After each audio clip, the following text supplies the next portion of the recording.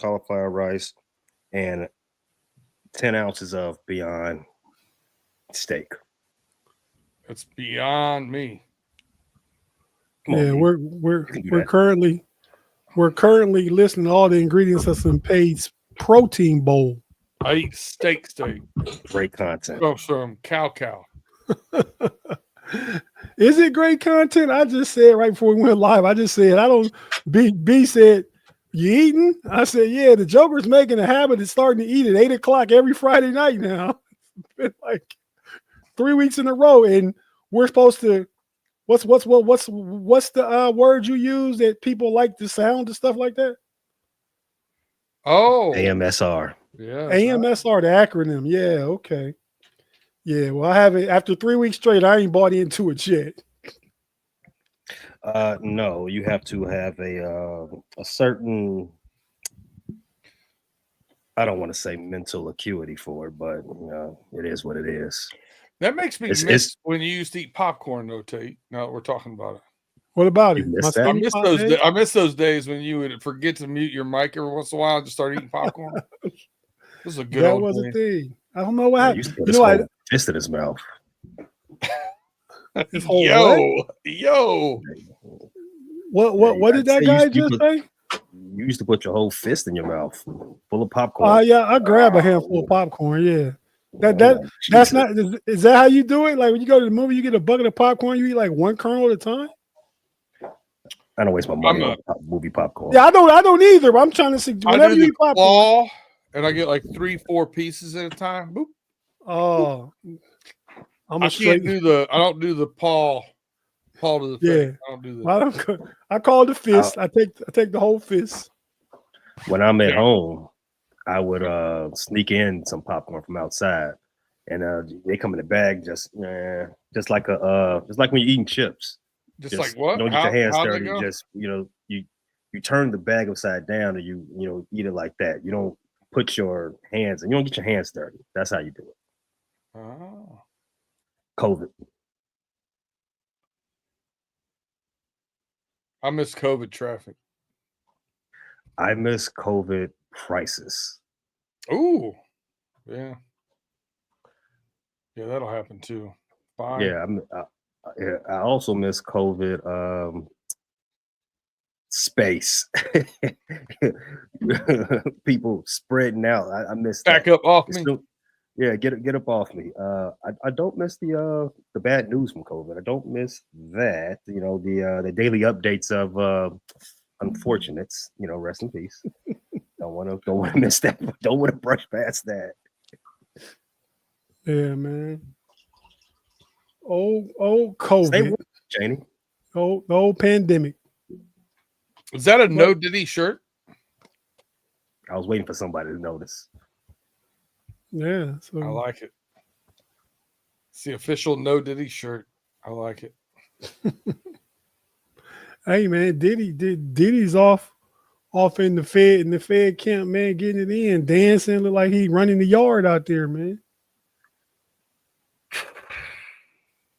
What are you shaking your head about, Pay?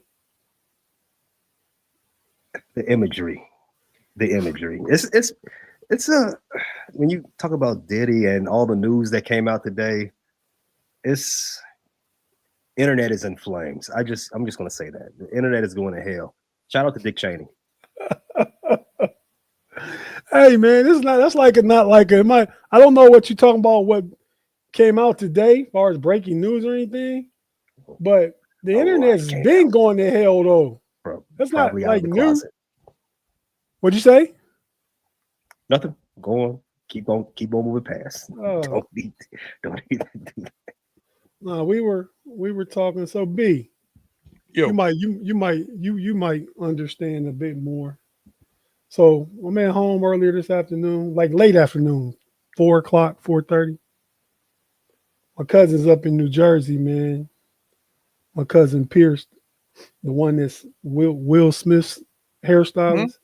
And he recently picked up Denzel Washington too as a client, so he travels with Denzel too. But he's working on a movie up in New Jersey. Called me up like, yeah, man, I'll be down tomorrow. Meet me out for dinner, 6:15 tomorrow evening. So I haven't seen him in a year and a half, 2 years. I'm expected to do it, right? He's close. He lives out in California, but he's on this coast. But like, I don't know if I really want to do it, man. Like Ohio State plays at 7:30. It's short notice. It's at a fancy schmancy spot in Northwest DC. And yeah, man. I mean, I'm going to do it, but I'm dreading it already. Let's just say that. It's less than 24 hours and counting. I'm not looking forward to it. Can you relate as a guy approaching? I do relate to the concept of short notice. Short notice, like yeah. Doing something, yada. But I'm down with the fancy smancy restaurant. So that swings it. It swings it for me. Okay. Have you eaten there before? It's brand new. It's been open for about a week. A friend of his owns it. Oh, come on. Yeah, I'm all the way in. They have a restaurant in Toronto. I'm great. How far of a drive is it from Pittsburgh? What's going on? I'm great to tell you the name of it. It's called, you can look it up maybe. It's called Isola. Post no bills. What'd you say, Pay? Post no bills. Post no bills. I don't got to worry about that. It comes down to this: who's picking up the check? That's what it comes down to, Tate. Oh well, I asked him. I said, "Was this pricey thing? Like, I'm wondering, like, are you going to treat or something like that?" He said, well, "My friend owned the restaurant, but I can't say it's free, so I don't know if it means it's discounted." It don't look too bad. I mean, you get like a nice steak for like $65, $70, and I just sent you guys a website where you can look at it. Oh, have you? I'm already looking at it. You guys are such foodies, man. You guys should do a segment about restaurants and food on Pay Dirt, man. Hey, you know what? That's good content, B. As soon as the football season's over, let's get it. Let's put these minds together. Let's get to work. I like it. Lamb tartare. Yeah, man. But let's get into the football of it all. Pay, can you shout out to folks in the live chat, and then we'll take a break, and we'll come back and talk about the games. The games this week. We got AFC North on AFC North crime. That's not where that phrase originated. It really originated in the wrong spot. But yeah, we got some AFC North on AFC North violence this week. Pay, shout out to folks in the live chat, if you would, sir. My young sir. Big Pun, Claude Bishop, Mark Tobin, Tim Lyons, Afton, Gerald Abney. Who else is out here today? Hanging out with us on a Friday. Catherine Fareed, Craig Werlow. Shout out to everybody. Bigfoot, Bobby. Also, running through the jungle. What up, Doe? Yeah, man. Craig, what up, man? You asked about MVS. I don't think MVS was elevated. Don't look like to the 53 this week. I mean, probably next week. I'm guessing then when we go into Soldier Field and probably try and get a W. That's kind of the game I've been looking forward to most this year. If you remember back in the preseason, me and Pay had big discussion about that. Probably me more than him because I was all in then. I mean, his Bears are 6-3, Steelers are 5-4. It's at Soldier Field. Aaron Rodgers coming back to his vacation home. But we'll get into that next week though. But fellas, let's take a quick break. After we take the break, I'll hit the intro, and after the intro, we'll get into the games this week, man. I got the score for the pick'ems. We're going to make our picks. First, we're going to talk about Steelers versus Bengals, and then Ravens versus Browns. Well, let's talk about Ravens versus Browns first, then do the Steelers versus Bengals, then B. Dirk and get in the driver's seat and take control with the picks, and we'll just go from there. So, all right, if you're watching on YouTube, stay with us. We're not going anywhere. If you listen on audio, we have to hear a few words from our partners and advertisers. And we'll be right back after this. Stay with us, please.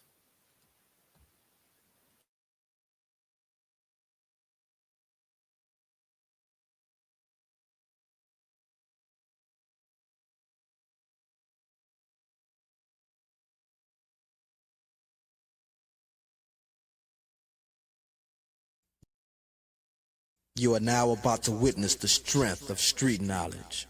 What's up, homie? You can't handle the truth. Pay that man his money. Never say never, but never. Let's go.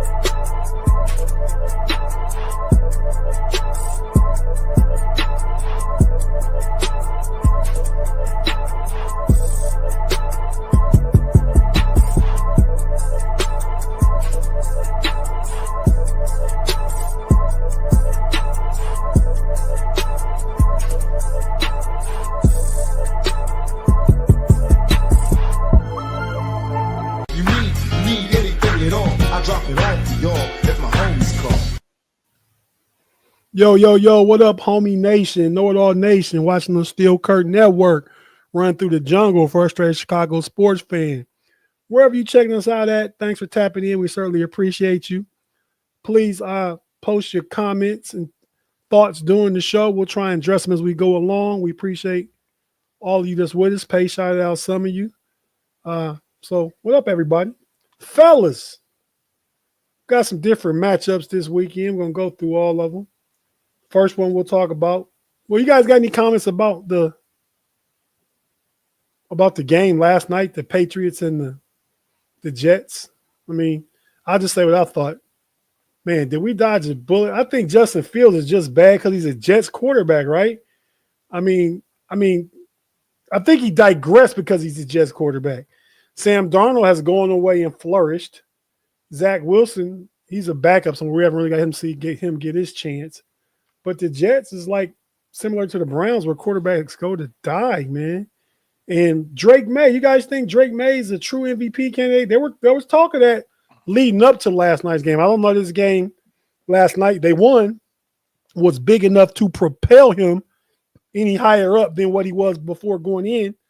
But what do you guys think about anything I said in that game last night?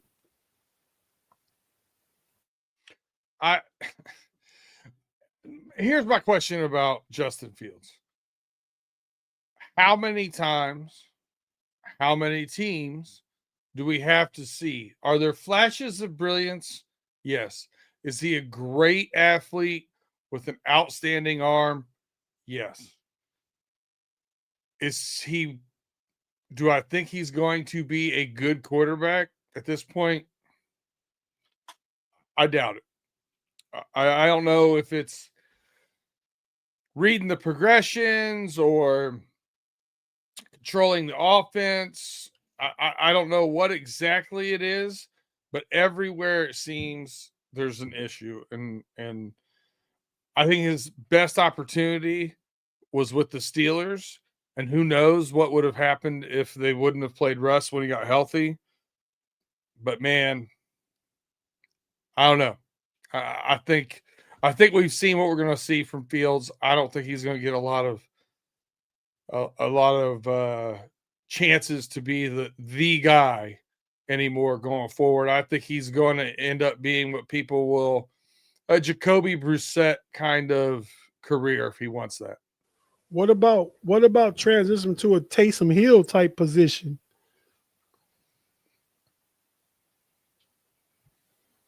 I don't know. I mean, that's up to him, right? Right, yeah, it has to be.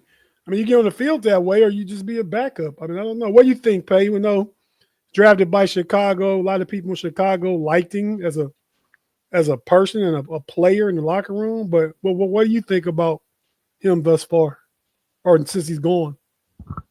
No, a lot of people in Chicago love him. They were distraught when he got traded. And that's why it's taken so long for Caleb Williams to actually get the backing of all the Bear Nation because of how people feel about Justin Fields. I'm one of those people. I love Justin Fields. We actually let off balloons in the capital of Chicago, Sunday night in Cottage Grove, when Justin Fields got traded. However, I'm watching that game last night on my phone while I'm recording the preview for the Bears-Minnesota game, and I'm sweating my parlay. I sent you all the parlay in the group chat, and as we talked on Pay Dirt, there's no worse feeling than not getting the easy win to start the parlay. You want to get that ball rolled. You want to start creating the avalanche the first game out. Good mojo going on the parlay. And I'm sweating watching Justin Fields struggle to get to 150 total yards. I don't trust him to get 180 passing, which was his line. No, and I said, no, I'm betting this down. Just give me 150 passing and rushing. It's on the other side of 7 minutes in the fourth quarter. And he's still got 122 total. He just has not progressed from his rookie season, if I'm being honest. His pocket awareness is terrible.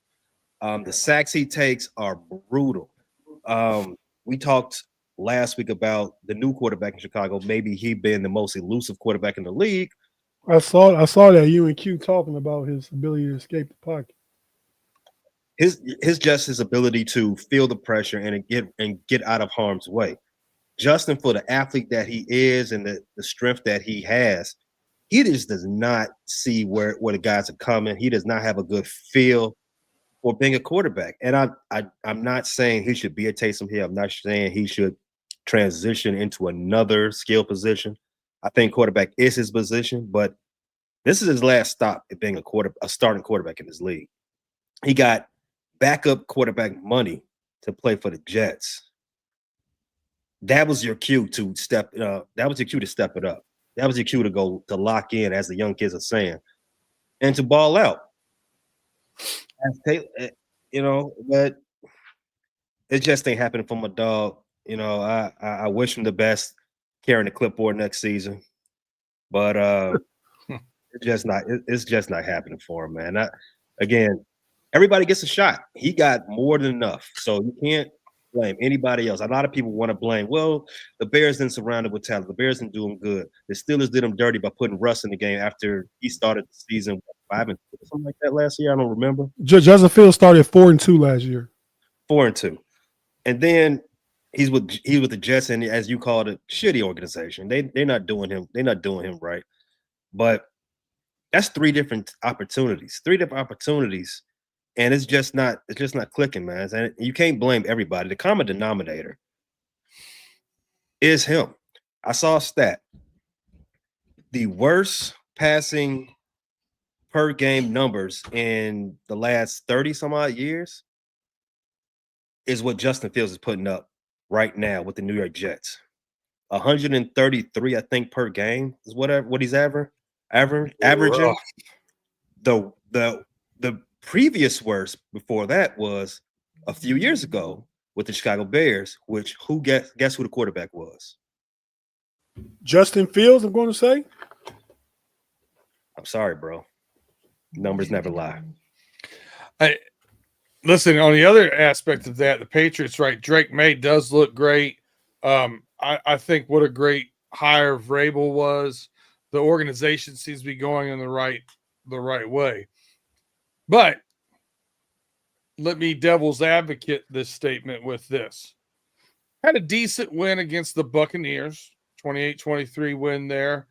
Buccaneers had both their running backs injured, had wide receiver Mike Evans injured, had a lot of injuries, offensive line, and an oblique strain that seems to be really affecting Baker Mayfield. So that one I put a little bit of an asterisk with. And then the other team that they've played with a winning record is the Buffalo Bills. Well, excuse me. The other team they beat.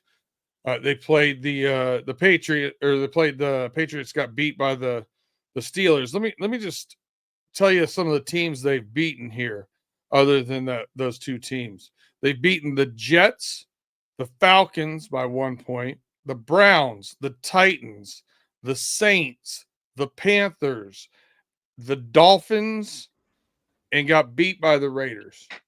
Now, the rest of their season is the Bengals, the Giants, the Bills again, the Ravens, the Jets, and the Dolphins.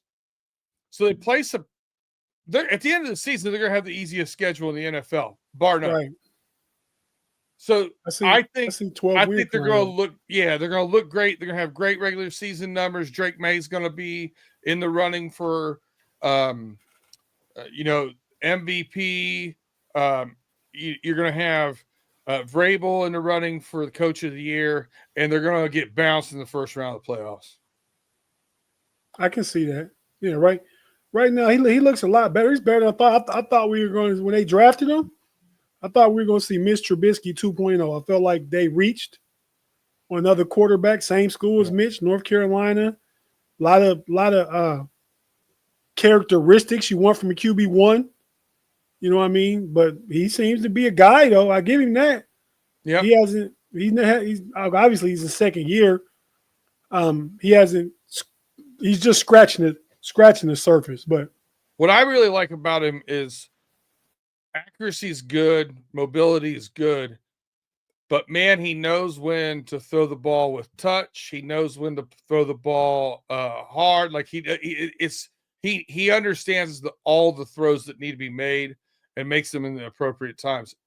He's not just out there slinging a fastball. You know what I mean? Which is a lot of young quarterbacks get into the habit of. No, I agree. Right now, Matt Stafford's my MVP. Probably with Jonathan Taylor, Drake May second. But let's go ahead and talk about this game. Let's talk about the Browns and the Ravens. The Ravens are on a 3-game winning streak now. They're 1-5, now they're 4-5. So they're on a 3-game winning streak. Lamar's back.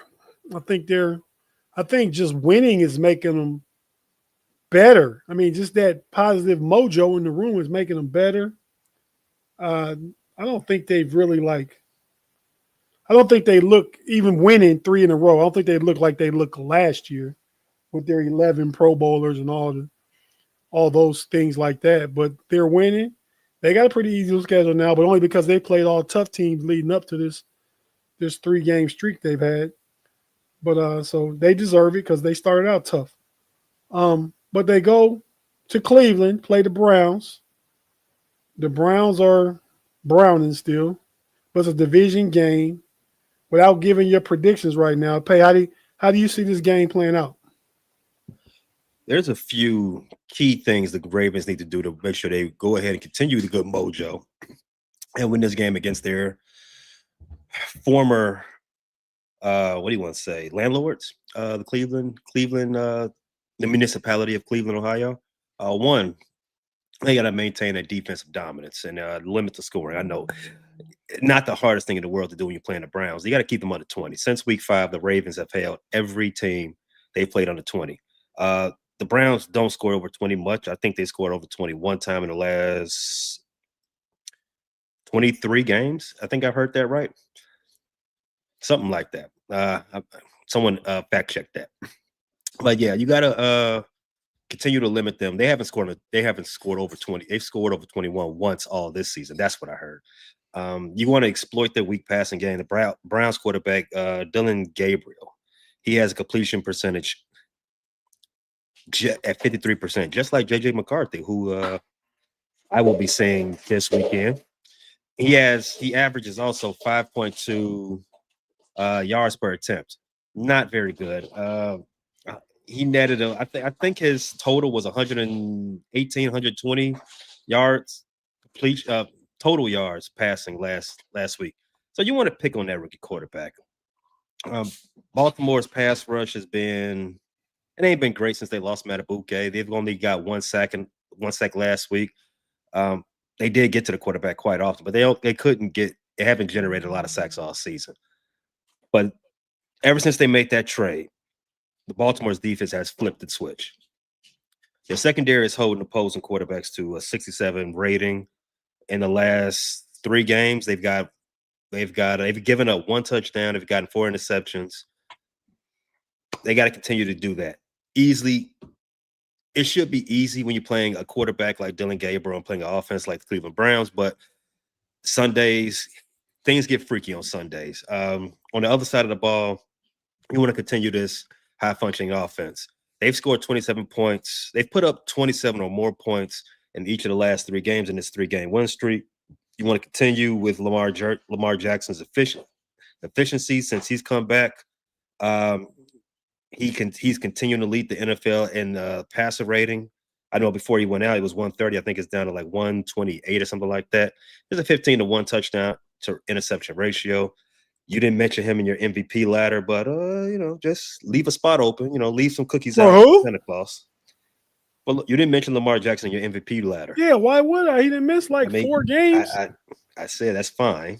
Just leave some cookies out for Santa Claus just in case he stops by. Hey man, it got to be like the NBA to get an award. You got to play 65 or 82 games. That's 4 of 17. I feel like is a greater percentage than the NFL doesn't have no, it doesn't have a resting problem. Guys got to get out there and play. They got to earn that check. But like I said, there's no management. Just leave the bottom lock unlocked, just in case old Lamar want to stop by. But yeah, I don't think this should be the toughest test for the Ravens. But however, while saying that, the Browns have given the Ravens a little bit of trouble the last 2-3 seasons. So go ahead and handle business. I still think it should be a fairly easy game for the Ravens. You called it out. They got an easy schedule going out of stretch, and they can't afford any slip-ups. They got to get back into the swing of things. Yeah. B Dirt, what are your thoughts? The Browns offense, why are they so bad? The Cliff Note version. You can go on forever about that one. Go ahead. They don't have a quarterback. I think they found their next running back. Junkins looks like he's for real. Both those guys, for kids from Ohio State, look like they're a real deal right now. I would say this. I mean, you don't have a quarterback in your building, but the Browns play the AFC North tighter. I watched them jump off sides to give the Jets the win, and the Jets offensive lineman does the gritty right in the middle of the field. Hilarious. I watched the Cleveland Browns be atrocious when they play other teams, and then the AFC North comes and they keep it close. They keep it respectable. They play them hard. And I'm watching what I see on DraftKings. This line started as the Ravens being a 9.5-point favorite.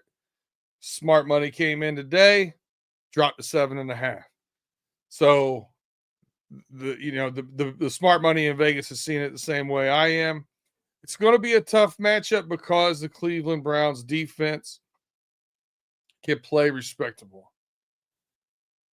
Can they run the ball against the Ravens well enough to keep it close and have a chance late? That'll be the key to me. I don't think the Ravens are going to be able to run the ball as effectively as they have the past couple games. With Derrick Henry, they've got him rolling. I like the Browns defense a little bit more.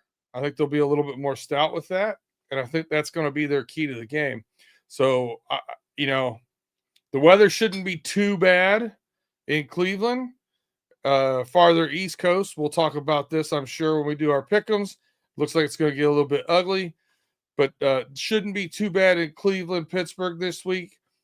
So I expect Lamar Jackson here to be the difference maker and pull off the win. Maybe Zay Flowers having a nice game or one of those guys. Okay. Well, let's jump right into the Bengals traveling to Pittsburgh to play the Steelers. Be there. You go ahead and go first with that one. What are your thoughts on this game? Without giving your prediction, we'll do it on the pay dirt portion of the show. But go ahead. What do you think about the matchup? You guys whoop Pittsburgh's behinds a few weeks, about a month ago. Well, I don't know if I would say that. We scored a lot of points, give up a lot of points. And that's been the question mark with both these teams. We've seen a little bit where against Indianapolis, the Steelers caused 6 turnovers. I mean, to me, if you win the turnover battle by 5 or 6, you should probably win the game by more than 1 score. Yeah. Aaron Rodgers said that in his post-game press conference. We need to score 35 or 42 easy. He said that. And here you go. Here's speaking of Aaron Rodgers, his demeanor on the field last week, I think, is the key to the game this week. Staring down, mean mugging teammates, yelling at people, little temper tantrums out there. If the Bengals, who are going to have most likely be without Trey Hendrickson and Shamar Stewart, can somehow get Joseph Osai, Cedric Johnson looked pretty good last week, anybody blitzing, whatever, to get some pressure on Rodgers, get him a little bit uncomfortable off his spot and get a couple of holds early. That's, I think, their biggest hope, is to get that whole uncertainty and animosity growing and getting them trying to play from behind.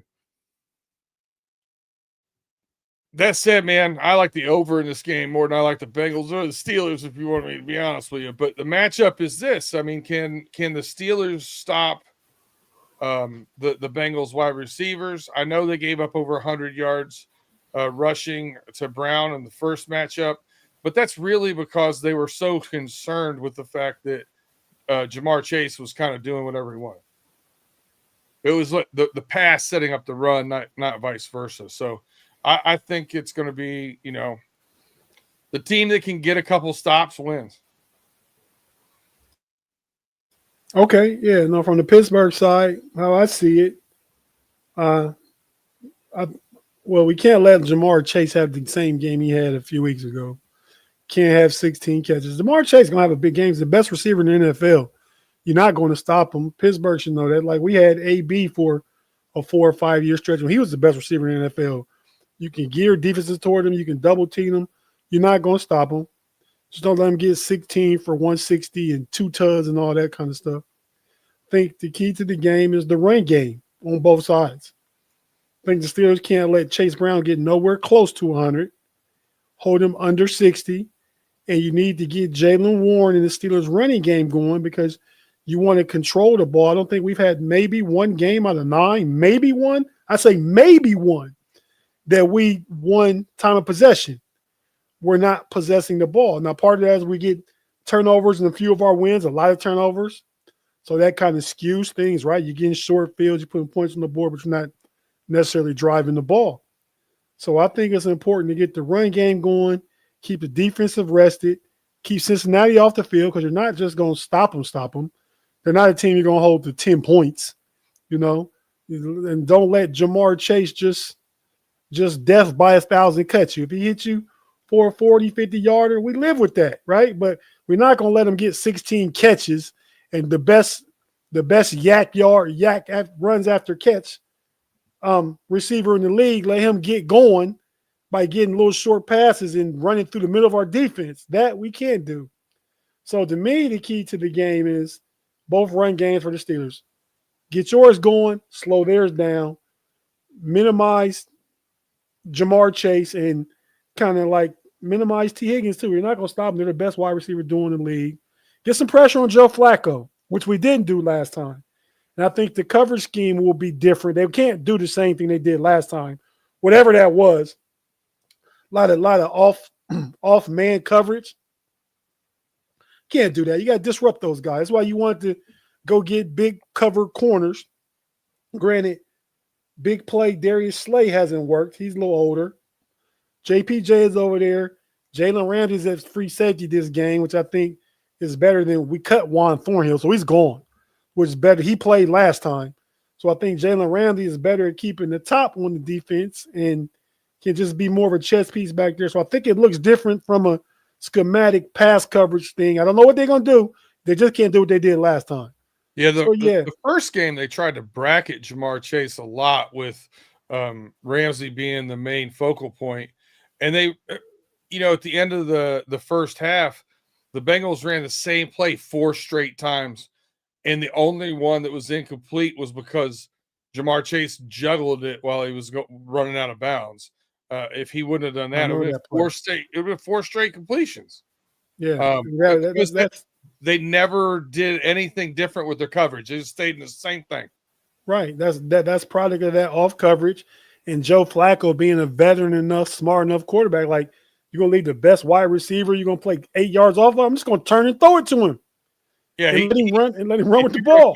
If you're gonna give that to me, I'm gonna take that.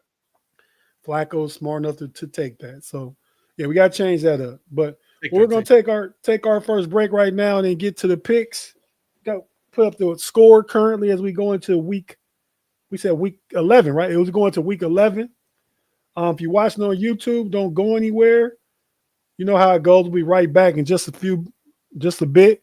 Listen to the audio platform. We have to hear a few words from our partners and advertisers, and we'll be right back after this on the Homies Friday night. Stay with us. We're right back.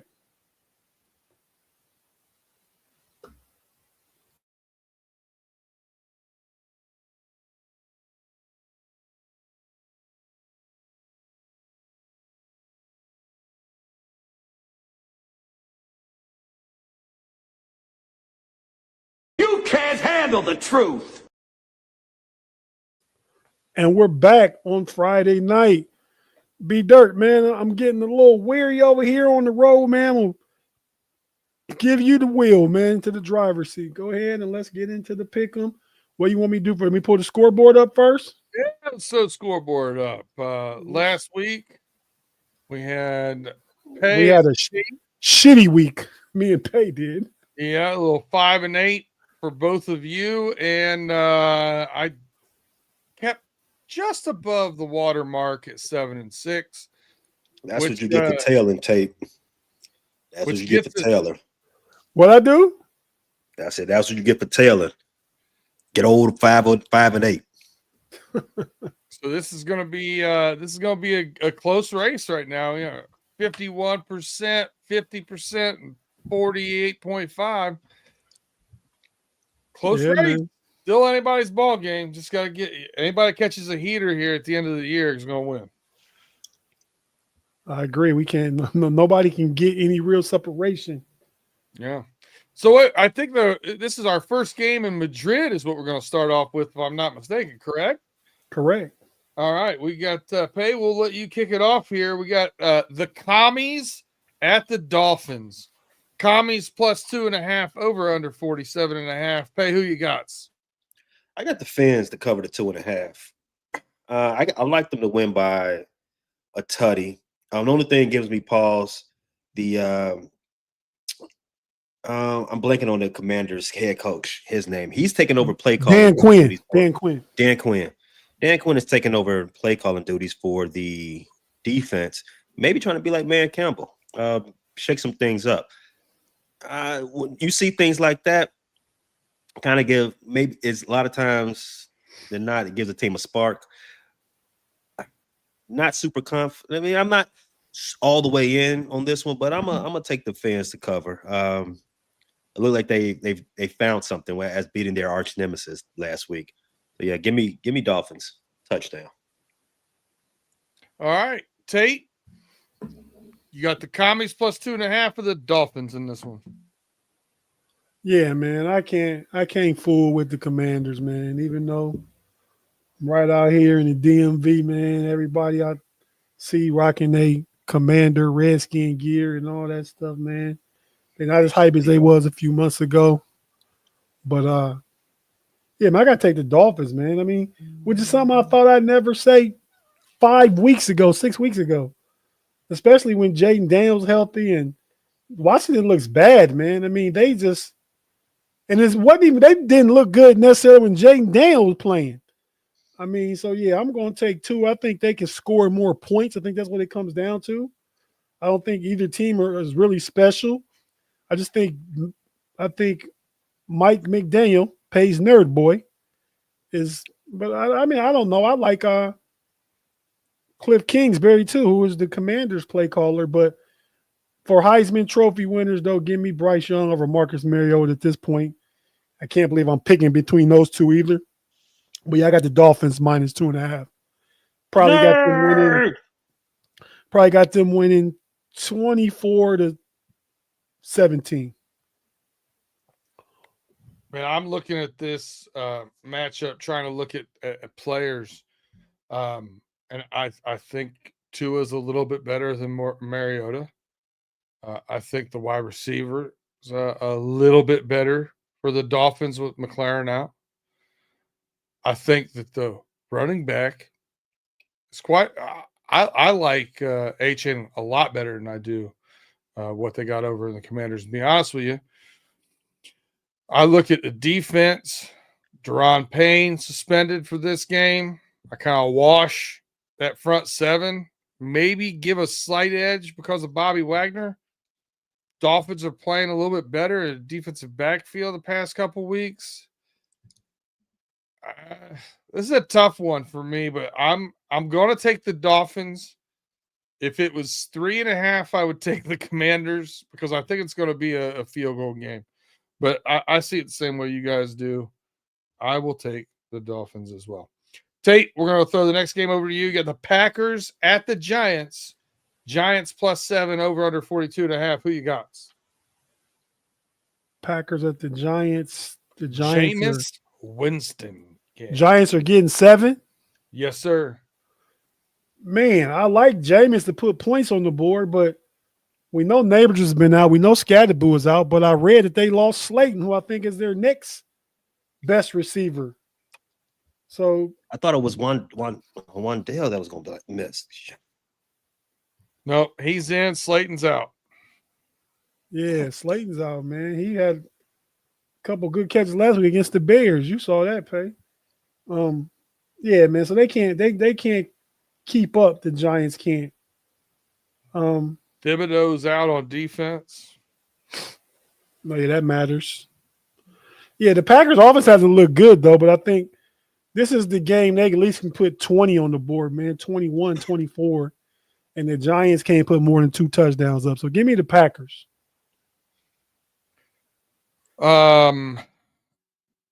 Listen, I don't know. Can at home, can Jameis Winston find lightning in a bottle? Or will he just turn it over too many times? I don't love the Packers offense. Not at all. I'm with you. And that was pun intended. Jordan Love, I got you. I'll tell you what, man. I'm gonna take the Packers. I'm gonna take the Packers. Plus, I know they're giving up 7. I wish it was 6.5, but I'll take the Packers. Pay, who you got in this one? I don't love saying this, pun intended. I got the Packers to cover in the 7, and I'm not super confident about it. Not because I hate the Packers and I wish that Wisconsin would be deported to El Salvador, but just because every time the Packers have been favored by over 6.5 this season, they have a losing record. They have a losing record as far as covering this. All the dominoes are in favor of them handling their business against New York this week, but when you put faith in the Packers, they tend to give you that old backdoor. I don't want to say it. It's a family show. I'm not super confident, but I am going to roll with the Packers to cover the 7 this week. All right, I have the Bucks +5.5 at Buffalo, over under 46.5. Listen, the Bucks are still banged up. Running backs, both of them out. At least Bucky Irvin, they're both banged up regardless. White and them. The oblique injury, I think, is not. I think it's more serious and affecting Baker Mayfield more than what we might know. The Bills here last week, terrible week for James Cook. This week, terrible weather in Buffalo. I expect this to be both big plays from James Cook, big plays from Josh Allen. I expect Josh Allen to use his legs here. I think the Buffalo Bills win this one by 8 and cover the spread here. Pay, who you got? Bucks +5.5 at the Bills. I got the Bucks to cover. I'm not convinced with the Buffalo Bills. I have what they're putting out there on tape. They look a little lost. They got their doors blown off by Miami, and I came into the season saying Miami is going to be in the be a top 5 draft pick team. I thought Miami was terrible, and they dusted Buffalo. Like Buffalo had no answers. I something's wrong with Buffalo right now, but this and not only am I saying Buccaneers will cover, they maybe went out right. Close game. Tate, tiebreaker. Who you got? Bucks plus 5.5 at the Bills. Yeah, man. I was leaning the way that old Pay went, man. Before you talked, and you kind of put the weather forecast into it, man. You know what the weather's going to be like in Buffalo? I mean, a Florida team going up there. Is we get any precipitation, be it snow or rain? Do you know? That's what I saw last time I looked, yes.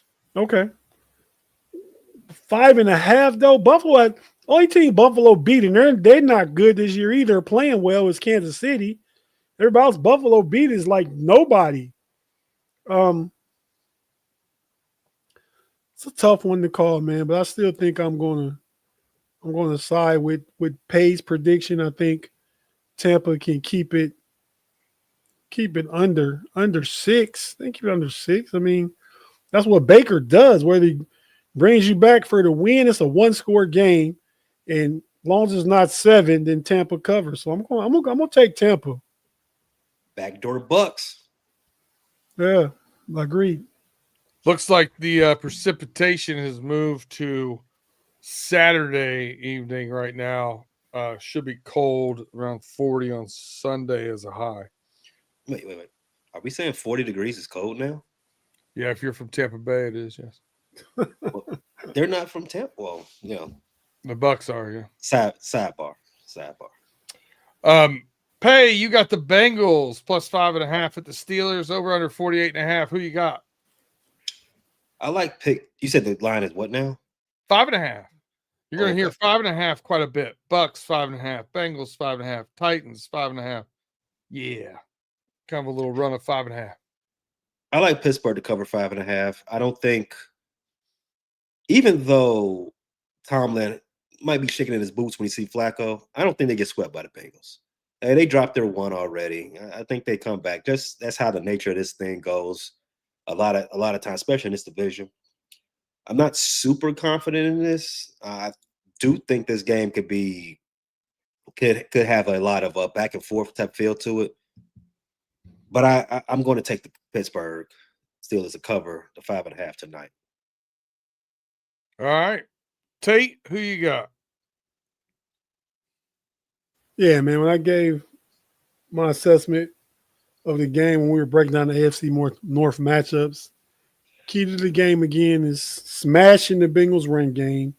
Chase Brown round his 48 to 52 yards a game he was averaging before they played the Steelers. Hold him to that. You hold Jonathan Taylor to 44 yards, should be able to hold Chase Brown to something around that number. Minimize Jamar Chase because you won't stop him. Just don't let him do what he did last time.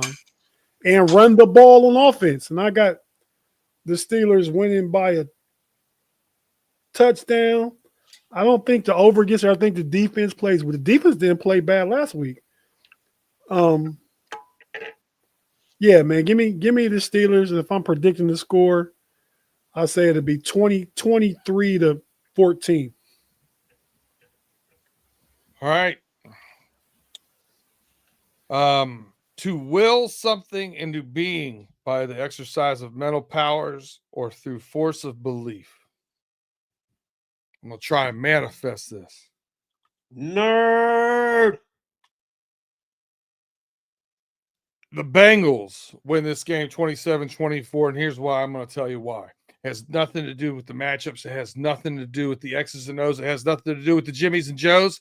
I'm just trying to manifest in this to actual being so I can live in Pittsburgh as a Bengals fan and listen to 93.1 The Ticket, is it? I just want to listen to local radio. You don't listen to 93.7 The Fan? 93.7 The Fan, that's what it is, yeah. Okay, yeah. I just want to listen to local radio here if the Bengals win this game because it's going to be complete Yinzer meltdown. trying to speak it into existence. Vibes. I like that. Picking with the vibes. That's it. Just vibing on this one. All right. Hey, I do it all the time. Tate, you got the wow, is this probably the game of the week? Texans at Tennessee Titans. Titans plus 5.5, over under 37.5. Oh, that is the game of the week. That's a smoker. The Bum Phillips Bowl. Lowest over under of the week. So no thank you. That is that's what do you call PB football? That's the total that's the total that you will give them a barn burner. Defensive struggle. What was over under? 37.5. Oh. So might they're take the under. Might they're take the under. They're predicting like a 18-17 game. There it is. Octopus. What a game. But no, I guess it's Davis Mills again. Is CJ coming back? Nope. Okay, we had it. The Texans came back and beat Jacksonville last week, man. So I can't see picking the Titans, man. And what's the spread again? Tennessee minus what? Plus what? Wow. Tennessee's getting 5.5. Yes, sir. Damn, but it's hard to pick the Texans plus 5.5. I mean, Texans minus 5.5. I'm still gonna take the Texans though, man. I mean, I don't think Nick Chubb is playing. That CJ's not playing. This is an ugly game, like you said. But I'm gonna take the Texans just because I think they're the better team when healthy. So I'm gonna say they're the better team when hurt. So give me the Texans. The Texans didn't deserve to win last week. I think they may end up winning this one, but you know what? I can see this being a 3 or 4 point game. I'm going to take the Titans here. Man. Oh, you don't mean total 3 or 4. You mean like a 3 or 4 point win. Yeah. Okay. 3 or 4 point spread. Pay, who you got? Tiebreaker. Texans at the Titans plus 5.5. I agree with Tate, man. I'm not super confident about this, but I'm gonna have to lean to Houston because once again, in the words of Cam Ward, Titans are ass. He said that about his own team. Sure did. Sure did. Oh, I think I heard you say that another week, but I didn't really pay attention. He said his own team is ass. If we keeping it 100 right now, we ass. You play to win the game. Hello? You play to win the game. Come on, Cam.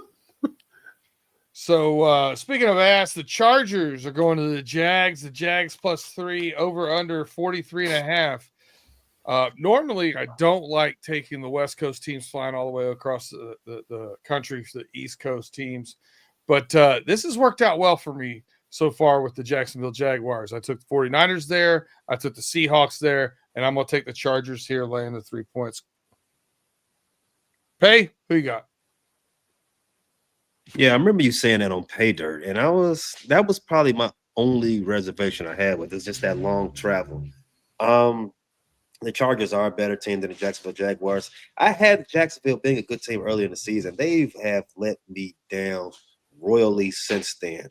I got the Chargers to cover. By 7, I like them by a touchdown. Tate, you got a clean sweep here. Or you taking the Jaguars? Last time the Chargers went to Jacksonville, you know what happened? No. That was Justin Herbert going up 28-0 and losing the game in the playoffs 2 years ago. I think, man, both these guys, well, Justin Herbert's played a lot better. Ever since Harbaugh's got there, he's played a lot better. Both these guys reminded me of, I think even other people, especially with Trevor Lawrence coming out of Clemson. He had that one big game that made his career against Alabama, the national championship. Everybody was comparing him to Sunshine from Remember the Titans, the quarterback. That's a bad white boy, man.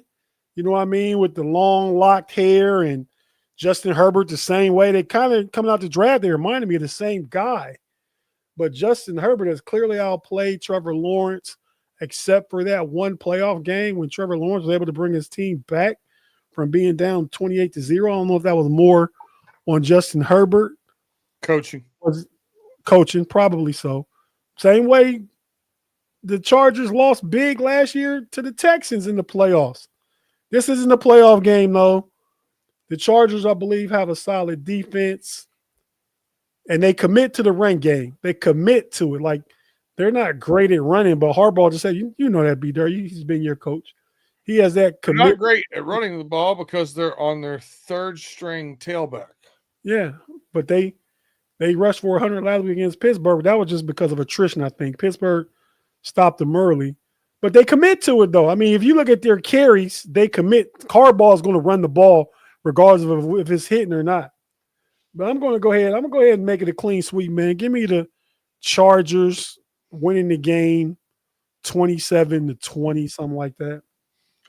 All right. Pay, you got the Bears +3 at the Vikings over under 48.5. Tell me why the Bears are going to win this game. Yeah, the Bears are going to win this game because they're the effing Bears. But as far as this line goes, listen, there's an argument to be had for both teams of why they were covered at 3. 3 is a very tricky margin. The line is still 3, right? 3. All right, so that's a very tricky margin. It can very well push. There's a possibility that Jonathan Grenard, their best pass rusher for the Minnesota Vikings, doesn't play. There's a possibility that Harrison Smith, their longtime defensive captain, doesn't play. I'm talking about the Vikings here. And J.J. McCarthy hurt his hand. Got a bruised throwing hand. And the media hasn't seen him throw the ball yet in practice all week. So there's a concern as well there. The Vikings rushing defense has been butt for the most of the season. Coming around to the Bears, their rushing offense has been pretty good the last 7 weeks. But the Bears defense is trash as well. Like I said, there's a good argument to be made on both sides. So with that being said, if this game is going to be close, I like Chicago to cover. Maybe win outright. Ooh. Tate, what you say? The game is in Minnesota, right? Yes, sir. Yeah, man. I'm not convinced with J.J. McCarthy. Caleb Williams looking a lot better this season. Not that he looked really bad last year. You think we just got doing the shows we do. Pay does it Chicago, so not so much him, but we just get over inundated with G's big trash. And I think right now with Jaden Daniel being hurt and not playing well when he did play, Caleb Williams is right where he needs to be, is probably the best quarterback out that draft. I mean, as it is right now. Jaden Daniels proved last year. Caleb Williams can have the same kind of season this year. Bo Nix has regressed. Another one of those dudes from last year's draft is not playing well. But it's in Minnesota. I like Penix. Yeah, no, not Penix didn't start to any. It's another one. Bo Nix. I said Nix. I know Nix. It's one more starter from last year. Maybe I'm thinking McCarthy too. He hasn't looked really good yet this year, and he was drafted. He was great. But yeah, man, I think I'm gonna take the Vikings. What they did to Detroit. Was it last week? No, the Vikings. It was 2 weeks ago. The Vikings played Ravens last week. Oh, that's right. And they look bad that game, man. I had Detroit in my head. That might change everything. Man, yeah, I'm just gonna roll with it. I think Justin Jefferson has a big game finally, man. Give me the Vikings to cover 3. They're giving 3, right? Because they're home team. Yeah, give me the Vikings. I don't love this game, but no, I didn't either. But McCarthy with the bruised hand changes it a little bit for me. Aaron Jones doesn't seem like he's quite right for them. I really feel like if they had good quarterback play, I agree with you, Tate. This would be a breakout game for Justin Jefferson against this Bears defense. But I don't know, man. I might have to go with Pay on this one. I'm gonna take the Bears +3, but I don't like it. I don't love it. It is what it is. Yeah, I didn't. I didn't either. I just went with the best player on the field. That's all I did. Yeah. Tate, here you go. Another barn burner of a game. We got the Panthers. Why get all the shitty games first? We got the Panthers +3.5 at the Falcons. Over under 41.5.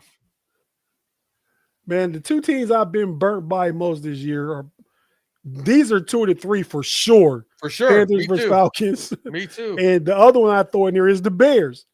But man, the Falcons had the game won last week against the Colts and found a way to let them go down and score at the end of the game over there in London. Or no, that was in Germany, and give it away. I think this week and they got stomped 30-0 by Carolina in Carolina a few weeks ago. That doesn't happen again. It can't happen again. I mean, your competitive manhood can't let you get beat up on the playground one week in school. The next week you find the same dude. You get beat up like that again, you a chump. I don't think Atlanta's no chump. I think they inconsistent. I think they can go out there on the playground, have this fight, and look good enough to win this one. Give me the Falcons. I hate both these teams that are costing me money all year. I'm taking the Falcons because they're at home. Pay. Panthers +3.5 to Falcons. Who you got? I hate the Falcons more than I hate the Panthers. But I do hate this game. I hate this game with a passion, almost as much as I hate the Packers. With that said, Atlanta, I think I like Atlanta to win by a tutty. 6-7. 6-7. Atlanta covered 3.5. All right. I have the what I think is the game of the week, honestly. Seahawks +3.5 at the Rams, over under 48.5. I think these are the two best teams right now playing in the NFC. Oh, you might be right. I think it's going to be a whale of a game. Pay, you know, I'm a sucker for the hook. Give me the Seahawks +3.5. Pay, who you got? So this is one of the weaker games on the schedule, man. It sucks we got to talk about it. That's sarcasm. Has Right. to be. Would you could just pick this game and still talk about the Panthers at the Falcons if you'd like to. Please no. please no. I'm not super confident. I'm not super confident in what I'm about to say because Seattle is a very good team on the road. They've won like 9 or 10 games in a row on the road. Give me the Rams to cover 3.5. I think the Rams can mess around and win by tutty. Definitely could. They got the firepower. Tate, who you got here? Tiebreaker. Seahawks +3.5 at the Rams. Man, give me who I said is the current MVP. I think you get a good coach in mind, head coach, versus a great defensive mind head coach, a great offensive minded head coach in Sean McVay versus a great defensive minded head coach in Mike McDonald. So it's strength on strength for both teams, right? I mean, Seattle's defense, I think the difference is the QBs, man. I got to take Stafford over Darnold. I mean, Darnold's playing well. Darnold's having his we had a resurrection season last year, but in the big game, and I believe it was against LA. It wasn't even in LA, it was in Minnesota. He got sacked 9 times and looked terrible. Give me Rams. Give me Sean McVay and Matt Stafford. I got the Rams to win this game 27-21. All right. Let's go to Pay here. We got 49ers at the Cards. Cards +3 over under 48.5. Who you got? Cardinals over. What was the line again? Say that one more time. Cardinals +3 over under 48.5. Give me the 49ers to win. I'd like them by 10. All right. Tate, 49ers at the Cardinals. Cardinals +3 over under 48.5. Cardinals got to be up here in your top of your list of teams that you've hated this year, right? I've actually picked the Cardinals a few times. I'm kind of 50-50 on them, but Marvin Harrison's not playing this week. They're down to their third running back. Trey McBride is eating. Is Purdy back? I'm not. Harry was Purdy's back. Yeah, I picked him up in fantasy football. I dropped Justin Fields to pick up Purdy as a QB2. I don't know how what that's going to look like, but I'll gamble this week and see what it looks like. Probably but worse, I'd say that. Yeah, no, it can't be worse. We just talked about Fields for 4 minutes. But yeah, man, I'm gonna go ahead and take the 49ers, man. I think McCaffrey gets loose and they have a decent game, should beat the Carolina Panthers. I mean the Arizona Cardinals. So yeah, I got the other team, whoever I just said. 49ers. Christian McCaffrey's. Yeah. 49ers right here is one of my favorite plays of the week. I probably going to take them +3, may get real frisky, a +2.5 here. So we're going to get a clean sweep. We all like the 49ers. Ricky Pearsall is slated. He probably is going to make it back, I hear. Or is he questionable still? And then you got our boy Purdy coming back. And again, I hope you're right about CMC.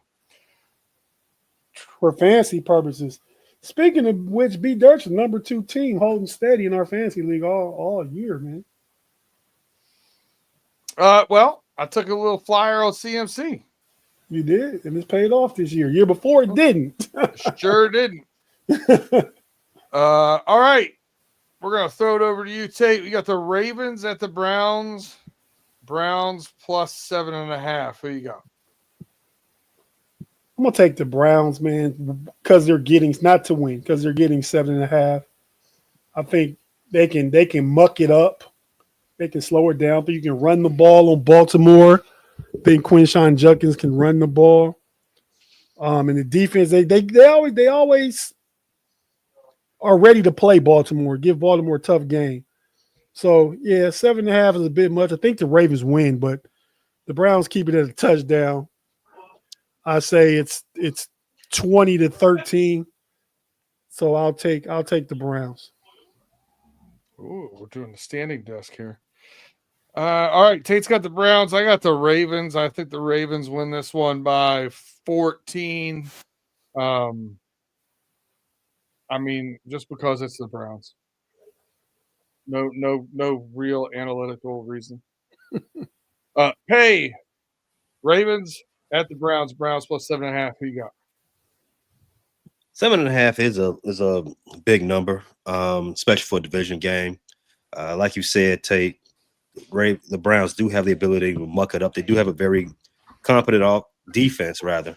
However, like I said earlier, they can't score 20. Well, 21. But that's why I said 20-13. Yeah, okay. With that, and on the 3-game winning streak for the Ravens, their basement is 27. So if they just play their basement game, they cover. And that's what I'm going to roll with. Give me Baltimore 7.5. All right.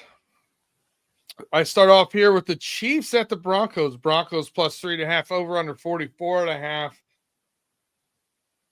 Broncos not looking great. J.K. Dobbins out again. Their offense has been a little bit sluggish. It's basically, can they get the offense going enough to stick with the Chiefs? I say no. I take the Chiefs here by 7. Pay, who you got? Chiefs at the Broncos. Broncos +3.5, over under 44.5. No waffling on this one for me. I'm confident. Chiefs cover the 3.5. All right. Tate, do we have a clean sweep? Over for Denver. Or are you taking the Broncos? Never take the Broncos, man. Clean sweep. The Chiefs are playing for their – if they lose to the Broncos go 9-2, the Chiefs go 5-5. Broncos don't have a chance coming back when they're in third place. Right now, the Chiefs or the Bills wouldn't be in the playoffs if it started this weekend. So Chiefs got to win. Mahomes is going to outdo Bo Nix. I got the Chiefs. My table started to Winning rise big. a little bit when you said that. I'm sorry? Say my table started to rise a little bit when you said that. Okay. Not sure why your table's rising and you're sitting under the table, but go ahead. He's going to put it together pretty soon. All right, Pay, we're going to go to you. We got a great game on Sunday night. Might keep me up past my bedtime. Lions plus 2.5 at the Eagles. Over under 46.5. Pay, who you got? I love Detroit as a 2.5 underdog in this game. This is a great game for bettors. This game is going to be close. This game is going to be close. No matter who wins, it won't be a blowout. I'm very confident saying that is my lock for today. This game is going to be a close game. Lions cover the 2.5. All right. Tate, Lions plus 2.5 at the Eagles. Who you got? I mean, if they win close games. I'm taking the Eagles, man. I mean, that cover would have been good last week against the Packers. It was only a 10-7 win, but a 3-point win. I think the Eagles be able to run the ball. I don't think Jalen Hurts takes a lot of sacks from Hutchinson and crew. And the fact that it's in Philly, I mean, you could be looking at if you said the Rams and the Seahawks are the best two teams in the NFC, these are the second two best teams in the NFC. But I'm going to take the Eagles on Sunday Night Football, man, to go ahead and win that game 21-17. The biggest difference between the Eagles covering 3 against the Packers last week and playing the Lions this week is the Lions are going to score more than 7 points. I bet the house on that one. Right. I got the Lions here too. I think the Eagles, in order to keep up here, would have to either run the ball to Saquon over 20 times, which for some reason they seem unwilling to do, or they would have to throw the ball to A.J. Brown, which they, again, seem unwilling to do. I don't understand this offense whatsoever. I'm taking the Lions. All right. Because it's the third or fourth year in a row with a different offensive coordinator could be a lot to do with it. Tate, we're going to finish it up with you. This is the clear-cut game of the week. The Cowboys at the Raiders. Raiders plus 3.5. You got all the good games this week, Tate. 50.5 is the over-under. Who you got here? You gave me the Titans versus the Texans. You gave me – what's the other bad one you gave me to start out?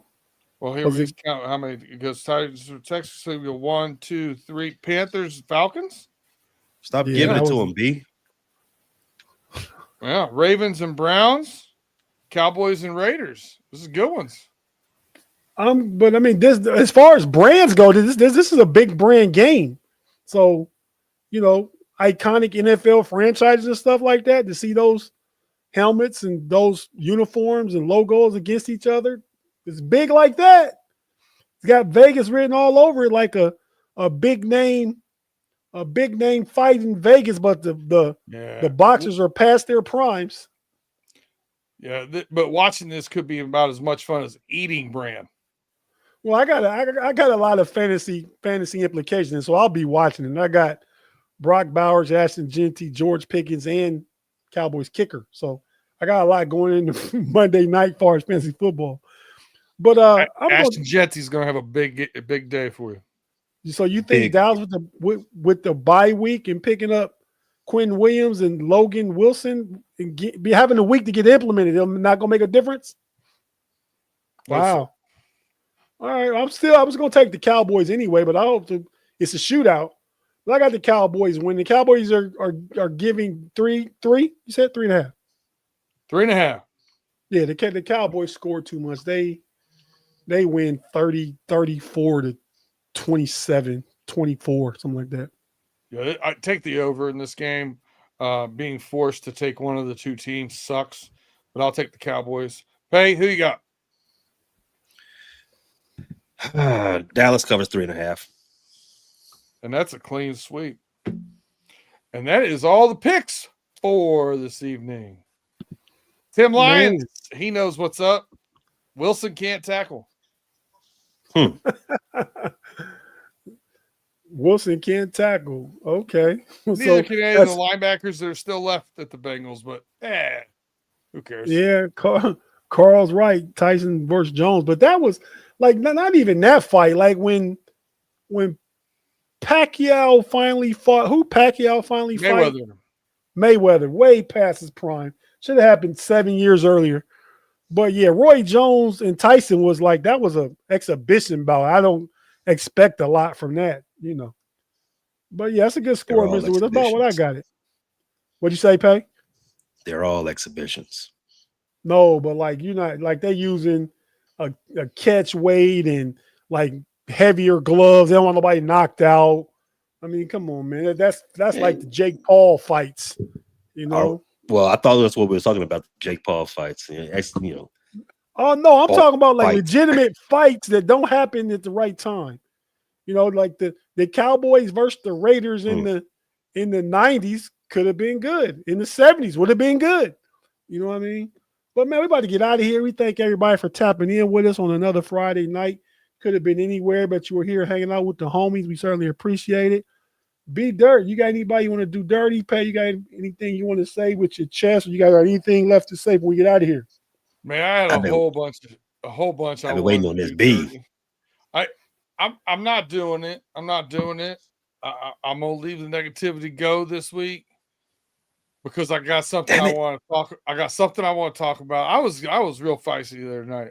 I could have done about 5 people dirty the other night, but I'm gonna say this. If you could stay up, if you can muster late night on Saturday, wow, UFC got some monsters fighting at Madison Square Garden.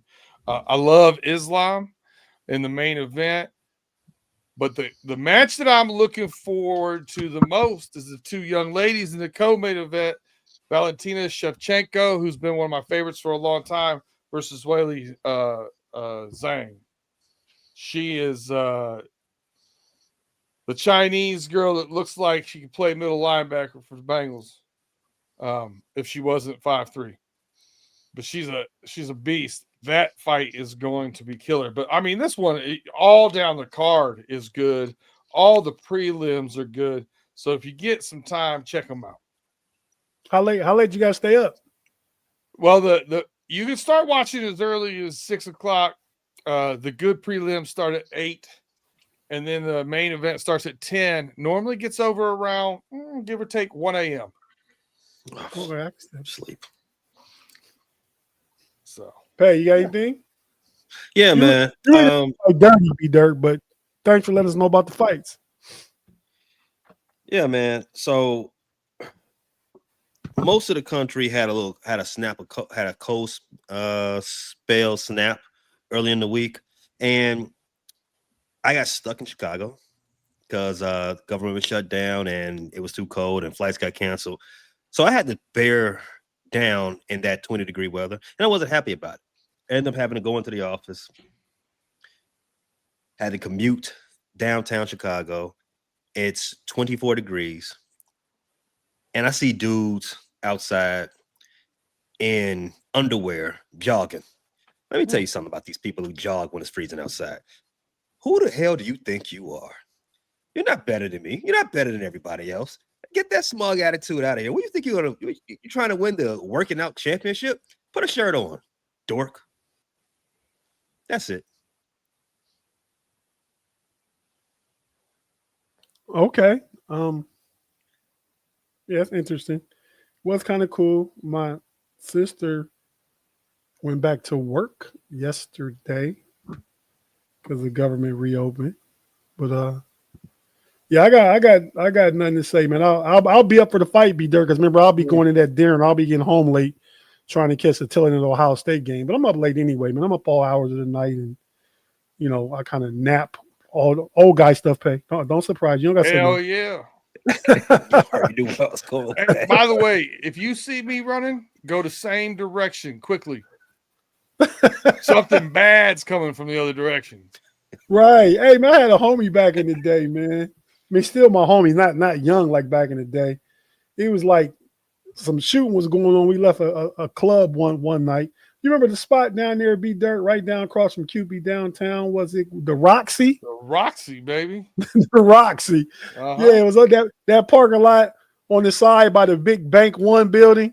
Yeah. Some shooting going on over there. We was in the parking lot on the other side, going down towards Market Street. And he running to see what's going on. He's about 4 or 5 years younger than us. Running to go see what happened. Like, no, his name's Q. No, Q, you don't run 2 gunshots, man. You run away from gunshots. What are you doing? So, yeah, that was probably about, 20, 25 years ago. That was funny, though. You made me think of that. But, yeah, run. If you see me running away, go the way I'm going. Go that way quickly. Right. Definitely. But, man, with that being said, fellas, great show. Thanks and for if you got a in. car, pick me up on the way that way. And the only thing I want to finish with is we got a special guest this weekend on the Know-It-Alls. We got Tyler Campbell. Tyson Campbell was actor. Earl Campbell, son of Earl Campbell, played football, has battled multiple sclerosis, overcame that. The inspirational speaker, author of a book, has his own podcast, I believe on the ESPN network and stuff. He'll be joining us on Sunday, so check that out. We'll still have right after that, we'll have our 60-minute Fast and Furious NFL rundown.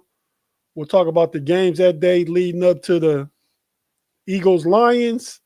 And tomorrow morning, check out the Jag 2G, myself, my homies Rory and Steven. We got a special guest, homie Glenn from the Field Goal Spot podcast for the Focus Driven Athlete. We're going to talk about sports and business and influence and athletes getting involved in, putting their voice to things and stuff like that, whether it's voting rights, different rights, all that kind of stuff. We'll talk about that in the morning for about 45 minutes. So tap in, be part of the discussion. We check you guys out. Thanks everybody for tapping in. We certainly appreciate it.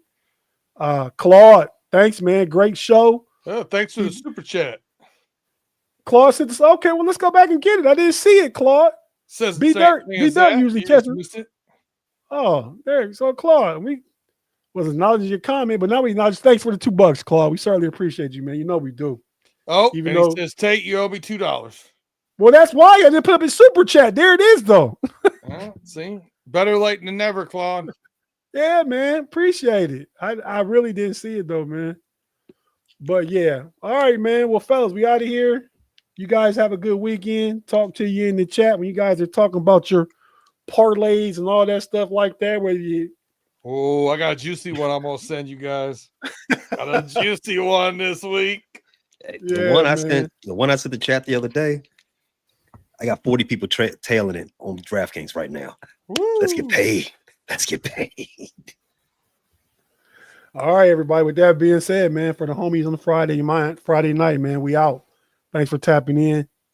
Peace. Let's go. Mamba out. Y'all come back now. Here